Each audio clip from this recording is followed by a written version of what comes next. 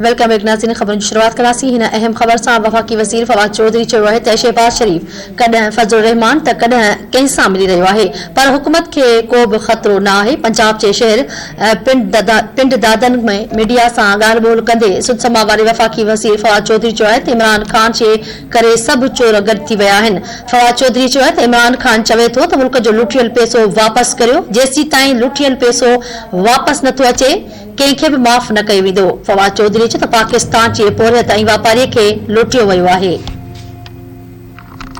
अहम ख़बर मां किरियो पिया। वफ़ाक़ी वज़ीर फवाद चौधरी चयो आहे त शहबाज शरीफ़ कॾहिं फज़लुर रहमान त कॾहिं कंहिं सां मिली रहियो आहे, पर हुकूमत खे को बि ख़तरो न आहे।